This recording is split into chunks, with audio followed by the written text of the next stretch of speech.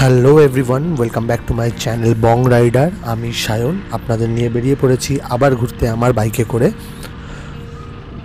এটা আমার তারাপীঠ ঘুরতে আসার সেকেন্ড পার্টের ভিডিও। আজকে আমি কলকাতা ফিরবো, কিন্তু অনেক নতুন নতুন জায়গা ঘুরে। দেখতে থাকুন। আমরা তারাপীঠ থেকে এবার ফিরছি কোটাসুরের পথ থেকে। কোটাসুর সাঁইথিয়া হয়ে বোলপুর বর্ধমান হয়ে ফিরবো। তো এবার আপনাদের একটা নতুন জায়গায় নিয়ে যাচ্ছি। নতুন না, হয়তো অনেকে এই জায়গাটায় যাননি। এটা বীরচন্দ্রপুর যাওয়ার পথে একটা গ্রাম পড়ে শাসপুর। সেই শাসপুর থেকে ডান দিকে গেলে ডাবুকেশ্বর শিব মন্দির। তো এই মাঠের মধ্যে দিয়ে আঁকা বাঁকা রাস্তা ডাবুকেশ্বর শিব মন্দিরের দিকে যাচ্ছে। চলুন আপনাদের ঘুরিয়ে আনি ডাবুকেশ্বর শিব মন্দির থেকে। পৌঁছালাম ডাবুক গ্রামে। এখানেই আছেন বাবা ডাবুকেশ্বর। এই হচ্ছে ডাবুকেশ্বর মন্দির ডান দিকে।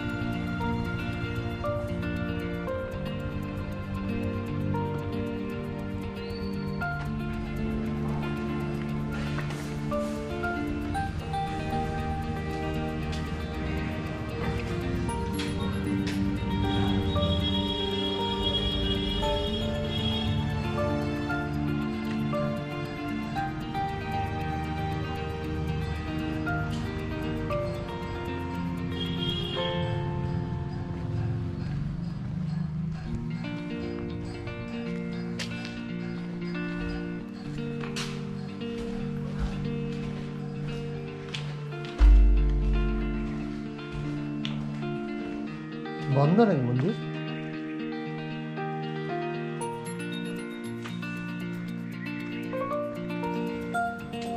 কথায় আছে তন্ত্র সাধকদের তিনটে খুব পছন্দের জায়গা, ডাবুক, তারাপীঠ ও মলুটি। যদিও ডাবুক কোনো প্রচারের আলোতে আসেনি, তাই এখানে এখনও ফাঁকা। আমরা এলাম বলে ঠাকুরমশাই মন্দিরের দরজা খুলতে গেলেন।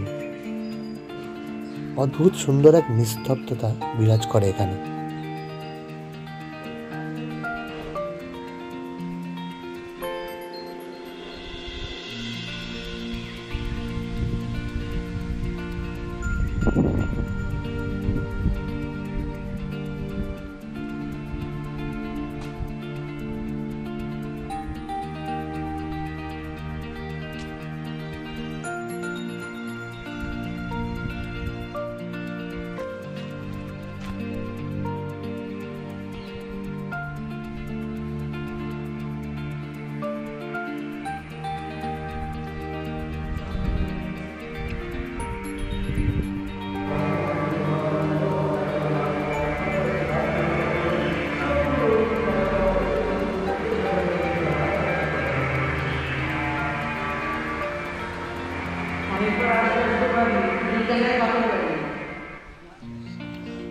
মন্দির তো দর্শন হয়ে গেল, এবার একটু মন্দিরটা ঘুরিয়ে দেখিয়ে দিই আপনাদের।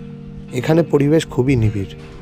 এখানে আপনাদের এলে খুবই ভালো লাগবে। তারাপীঠের খুবই কাছে। পরের বার তারাপীঠ এলে অবশ্যই ডাবুকেশ্বর শিব মন্দির দেখে যাবেন।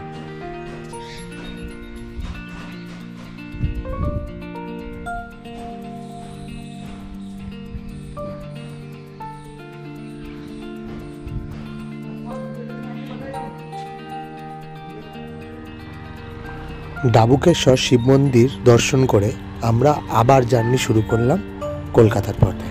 তবে সোজা কলকাতা ফিরবো না, মাঝে অনেক নতুন নতুন জায়গা আপনাদের দেখানোর চেষ্টা করব। আপাতত যাচ্ছি কোটাসুরের দিকে।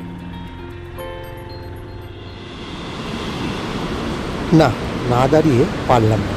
রাস্তায় যেতে যেতে পাশে দেখি এমন এক দৃশ্য, তাই ভাবলাম দাঁড়িয়ে একটু আপনাদেরও দেখাই। ইচ্ছা তো করছে বেশ কিছুক্ষণ সময় কাটে, কিন্তু না, কলকাতা বহু দূর। পৌঁছালাম কোটাসুরে। এই জায়গাকার প্রাচীন নাম ছিল কৌটেশ্বর। সেখান থেকেই এর নাম হয়েছে এখন কোটাসুর। এই কোটাসুর জায়গাটার সাথে আবার যোগসূত্র আছে মহাভারতের। কিভাবে? দেখতে থাকুন, এক্ষুনি আপনারা জেনে যাবেন কেন।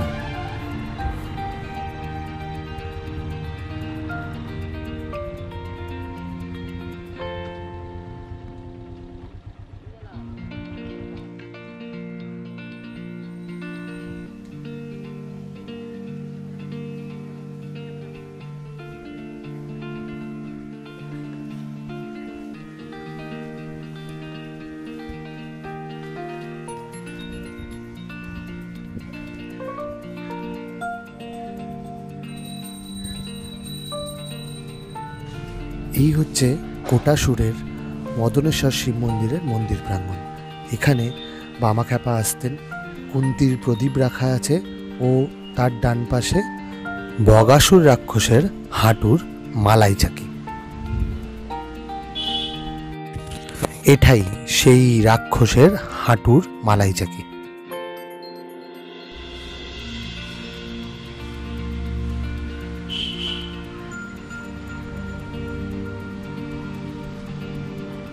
নাথ মন্দিরের কারুকার্যে স্থান পেয়েছে এখানকার ইতিহাস। বগাসুরকে ভীম বধ করছে সেই দৃশ্য ওপরে দেখা যাচ্ছে। নাথ মন্দির ক্রস করে মন্দির। এত সুন্দর একটা মন্দির, এত সুন্দর একটা জায়গা কিন্তু কখনো প্রচারের আলোতে আসেনি। অনেকেই হয়তো এই মদনেশ্বর শিব মন্দিরের নাম পর্যন্ত শোনেনি, কিন্তু তারাপীঠে এত লোকই ঘুরতে আসে। পরের বার তারাপীঠ এলে অবশ্যই এটাও ভিজিট করবেন। এই হচ্ছে মন্দিরের ভেতর। এখানে মদনেশ্বর শিব, আপনারা ভালো করে দেখুন শিবের মাথাটা কীরকম ভাঙা। এটা কেন সেটা ঠাকুরমশাইয়ের মুখে বাইরে গিয়ে শুনুন।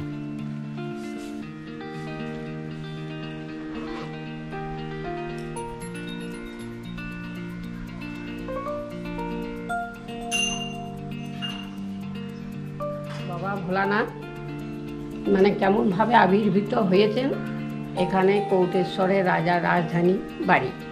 ও এবার যখন বকাসুর বধ করে তখন বীরচন্দ্রপুর থেকে পাণ্ডবেরা অজ্ঞাতবাস ছিল। নিয়ে ও এক বকাসুরের পালি পড়েছিল এক ব্রাহ্মণের ছেলের। নিয়ে তার বলেছিল আমার একমাত্র ছেলে, তাহলে আমাকে কে করবে, আজকে কে ওকে ভাত দিতে যাবে গরুর গাড়ি করে। সেই গরু দুটো খেত, মানুষটাকেও খেত বকাসুর। দিয়ে বলছে তোমার কাঁদতে হবে না। কুন্তি দেবী বলছে তোমার কাঁদতে হবে না, আমার 5টা ছেলে আছে, একটা ছেলেকে আমি পাঠিয়ে দিচ্ছি। ও আমরা পাঠিয়ে দিয়েছে। দিয়ে বলছে কে যাবি বল। ভীম বলছে তাহলে মা আমি দেখছি বকাসুরকে আজ আমি দেবো গা। দিয়ে বকাসুরকে ভাত তো দূরে কথা, গদা নিয়ে এসে ওকে মারধর প্রচুর ওকে শেষ করে দিলে। শেষ করে দেওয়ার পরে এবার চলে গেল। দেবতারা কিন্তু লুকিয়েছিল, সমস্ত দেবতা এখানে ওই যে গর্তর মধ্যে আছে, ঝোপে জঙ্গলে আদার ভেতরে পড়েছিল। ওই হয়ে গেল। কৌটেশ্বর রাজা এলো। কৌটেশ্বর রাজা রাজধানী তৈরি করে দিলে, দিয়ে এখানে গোয়ালে বাস করত। তার সেই গাভীটা প্রত্যেক দিন এই ডাঙাতেই এসে দুধটা পড়তো বাবার মাথাতে। মাথাতে বইতে দুধ পড়তে এই গাইটা আজকে লক্ষ্য করে দেখবি তো প্রতিদিন দুধ দেয় না। নিয়ে দেখছে এখানে বাবার মাথাতে দুধটা দিচ্ছে। নিয়ে সে ফাওড়া দিয়ে বাবাকে চুটিয়ে কেটে বাবাকে নিক্ষেপ করেছে। দিয়ে বাবা তখন দেখে দৈববাণী হয়েছে যে আমাকে যখন তোরা নষ্ট করলি, তোরা যখন জানলি না আমি ভোলানাথ, তোরা এই 30 সীমানা বাইরে থাকবি। দিয়ে ওই কামার কুমোর ছুতর গল এই জাতিকোটা বাস করতে পায় না আজও কোটাসুরে।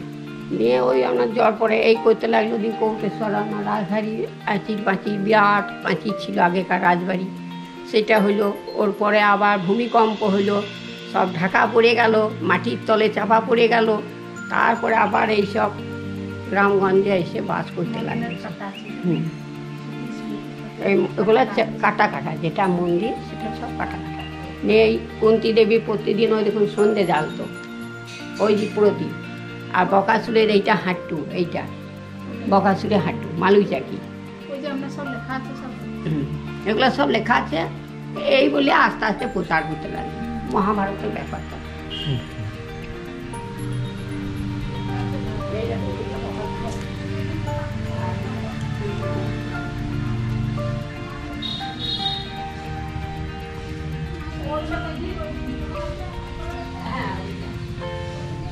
বকাসুরের হাঁটু।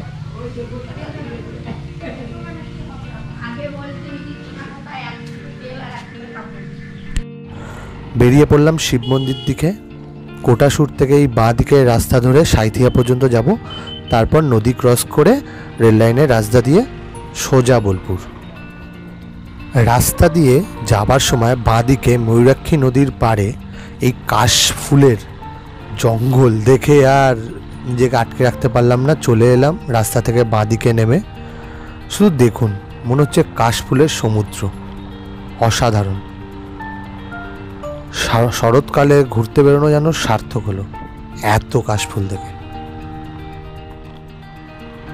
কাশফুলের জঙ্গল দেখে পৌঁছালাম সাঁইথিয়া। এইবার আমাদের ময়ূরক্ষী নদী ক্রস করতে হবে। এখানে একটা অস্থায়ী ব্রিজ আছে, ব্রিজটা খোলা আছে, এখান দিয়েই পার হবো। এখান দিয়ে যদি ক্রস করি তাহলে অনেক কিলোমিটার সেফ হয়। ব্রিজও আছে, সেটা আরও ঘুরে আসতে হয়। তো আমরা এখন এই অস্থায়ী ব্রিজের ওপর দিয়ে ময়ূরাক্ষী নদী ক্রস করে নেব।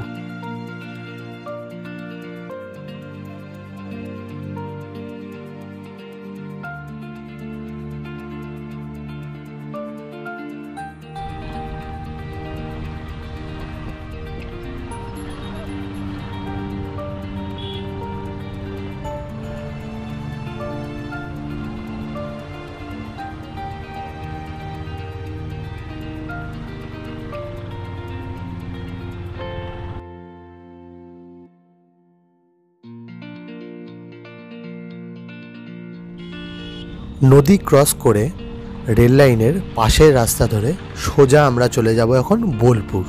প্রান্তিক পর্যন্ত নদীর পাড় ধরে যাব, দেন প্রান্তিক থেকে রেল লাইন ক্রস করে নেব। রাস্তার অবস্থা কিন্তু বেশ ভালো, আর সবচেয়ে যেটা ভালো লাগছে সেটা হচ্ছে শরৎকালের আকাশ। দেখুন কেমন নীল, আর পেঁজা তুলোর মতো মেঘ আকাশে ভেসে বেড়াচ্ছে, অসাধারণ।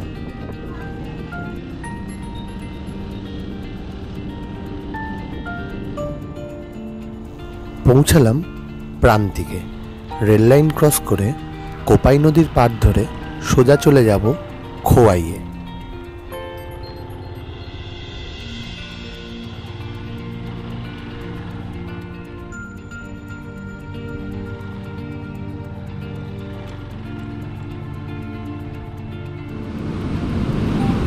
থামতে বাধ্য হলাম, কোপাই নদীর এই রূপ আমি অন্তত কোনোদিন দেখিনি।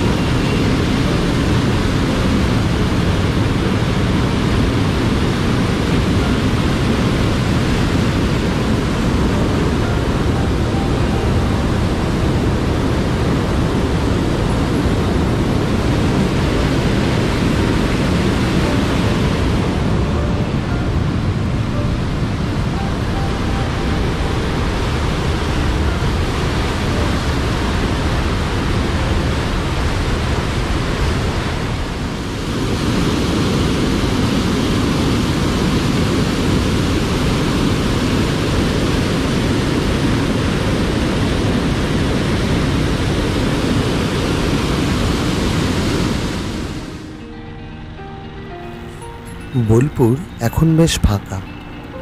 এই রাস্তাটা যখন লাল রঙের ছিল তখন এই রাস্তার শোভা আরও অনেক বেশি সুন্দর ছিল। বাঁদিকে কোপাই নদী, ডান দিকে সোনাঝুরির জঙ্গল। আমরা এগিয়ে চললাম খোয়াইয়ের পথে। এই সামনে যে ব্রিজটা দেখা যাচ্ছে, এটা ক্রস করে ডান হাতে খোয়াইয়ের হাট। আমরা সেখানেই যাব, দেখব কি পরিস্থিতি সেখানে এই লকডাউনের পরে। এই হচ্ছে বোলপুরের বিখ্যাত খোয়াই।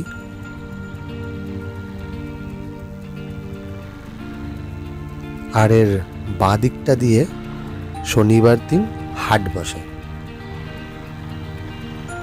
সোনাঝুরির জঙ্গল চারিদিকে। খোয়াই আরও অনেক জমজমাট থাকতো, লকডাউনের পরে ভিড়টা কিছুটা কমই দেখতে পাচ্ছি।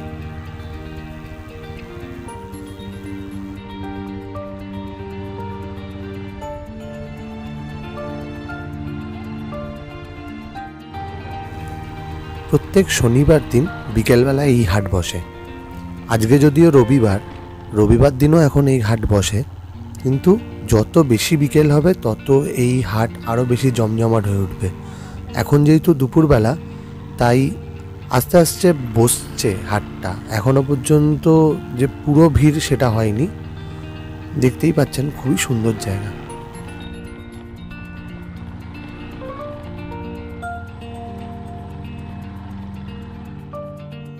সবাইয়ের হাট দেখে লাঞ্চটা সেরে নিলাম, কারণ দুপুর হয়ে গেছে। যাত্রা শুরু করলাম কলকাতার উদ্দেশ্যে, কিন্তু এত মনোরম পরিবেশ দেখে কলকাতা যেতে ইচ্ছা করছে না। ফেরার রাস্তা শুরু হতেই ঠিক করলাম যে সোজা কলকাতায় না গিয়ে আমরা ভালকি মাচান হয়ে কলকাতায় ঢুকবো। তাতে আমরা আরও অনেকটা টাইম অরণ্যের মধ্যে থাকতে পারবো। এই হচ্ছে বোলপুর থেকে ইলামবাজার যাওয়ার রাস্তা। এই দিক দিয়েই আমরা যাব ভালকি মাচান। এই রাস্তা আমার অচেনা, তাই গুগল ম্যাপের শরণাপন্ন হতে হয়েছে। গুগল ম্যাপের নির্দেশ মতো এগোচ্ছি। গুগল ম্যাপ মেন রোড থেকে আমাকে বাঁ দিকে এক সরু রাস্তায় ঢোকালো, দেখাচ্ছে এটাই নাকি শর্টকাট। দেখা যাক কিভাবে পৌঁছাই, দেখতে থাকুন আপনারাও। এই হচ্ছে গুগলের দেখানো শর্টকাট রাস্তা। বর্ষাকাল, বৃষ্টি হয়েছে অনেক দেরি করে, তো অজয় নদী বেড়ে গেছে, চারিদিকে জল জমে গেছে। জানি না সামনে কি আছে, এখনো পর্যন্ত গুগল দেখাচ্ছে সামনেই শর্টকাট রাস্তা।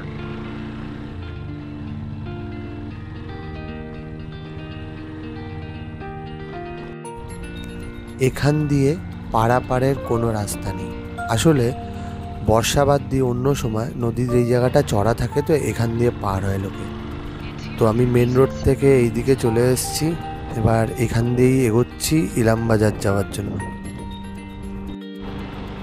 ঘুষ করার রাস্তা কিছুটা ভাঙা ছিল, সেই জন্য আমি এই রাস্তা নিয়েছিলাম। এই রাস্তা আমার কাছে অচেনা, যদিও মেন রোড থেকে এই জঙ্গলের ভেতর দিয়ে নদীর পাড় দিয়ে এই রাস্তা বেশ ভালোই লাগছে যেতে, কিন্তু অনেকটা বেশি ঘুরপথ, অনেকই বেশি ঘুরপথ। তো আপনারা যদি যান এরকমভাবে, এই রাস্তা ধরবেন না, ঘুষ করা দিয়ে যাবেন।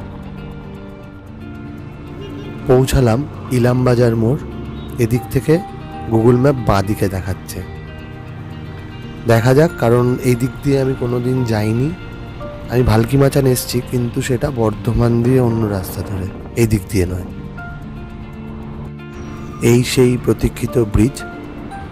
এই ব্রিজটার জন্যই আমাকে এত দূর আসতে হলো, কারণ নদীর জল পুরো ভরা। ইলামবাজার ক্রস করে 6 মাইল থেকে বাঁ দিকে রাস্তা দেখালো গুগল ম্যাপ। রাস্তা এই জঙ্গলের ভেতর দিয়ে। এই রাস্তা দেখে আমার এতটা যে আমায় ঘুরপথে আসতে হলো, সেই ক্লান্তিটা একদম মিটে গেল। দেখুন জাস্ট রাস্তাটা, ঘন জঙ্গল দুদিকে, কোনো লোকজন নেই, অসাধারণ।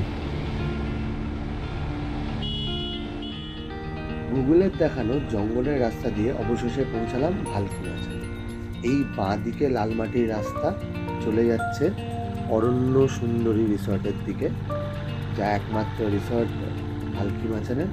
আমরা সোজা যাচ্ছি, সোজা গেলেই আমরা ওই ভালকি মাচান, যেটা অর্থাৎ মহারাজা বিজয় চাঁদের শিকারের জন্য একটি দুর্গ এখানে নির্মিত, যা স্থানীয় ভাষায় ভালকি মাচান নামে পরিচিত। এই ভালকি মাচান নির্মাণ নিয়ে অনেকের অনেক মতবাদ আছে। কেউ বলে ভল্লু রাজা এখানে নিয়মিত শিকারে আসতেন, তাই এই জায়গাটার নাম ভালকি মাচান। কেউ আবার বলে তখন প্রচুর বর্গী আক্রমণ হতো, তার ওপর নজর রাখার জন্য এই দুর্গ হয়েছিল। সেই ইতিহাস যাই হোক, কিন্তু এই ভালকি মাচানের চারিদিকের যে প্রাকৃতিক শোভা, সেটা আপনাকে মুগ্ধ করবেই, এটুকুনি আমি গ্যারেন্টি দিতে পারি। খুব কাছে কলকাতার, 130 কিলোমিটার হবে। এখানে এসে জঙ্গলের নিবিড় আনন্দ আপনারা নিয়ে যেতে পারেন। খুবই সুন্দর জায়গা।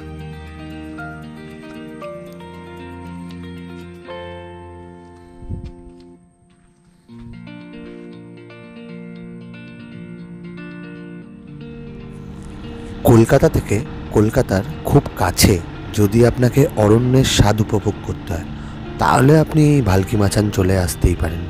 কারণ ভালকি মাচানের যে অরণ্যের শোভা, তা আপনাকে মুগ্ধ করবেই। আপনি এসে কটা দিন কাটিয়েও যেতে পারেন। অরণ্য সুন্দরীতে আপনার থাকার ব্যবস্থা আপনি করে নিতে পারেন।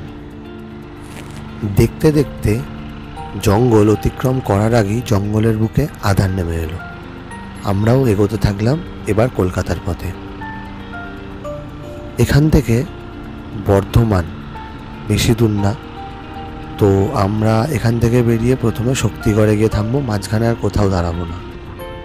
তো আমরা এখন এখান থেকে ডিরেক্ট শক্তিগড় যাচ্ছি। ভালকি মাচান থেকে শক্তিগড় 40 কিলোমিটার মতো। এখানে এসে একটু বিকেলের জল খাওয়ার পরে রওনা দিলাম কলকাতার পথে। এখান থেকে কলকাতা 80 কিলোমিটার, তো দেরি না করে বেরিয়ে পড়লাম।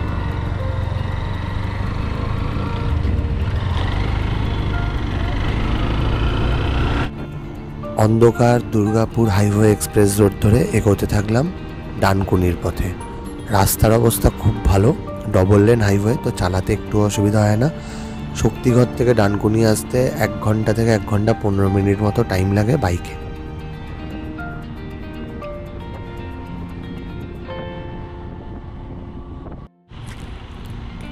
ফিরে এসেছি কলকাতায়। আমরা এখন বালি ব্রিজের ওপরে।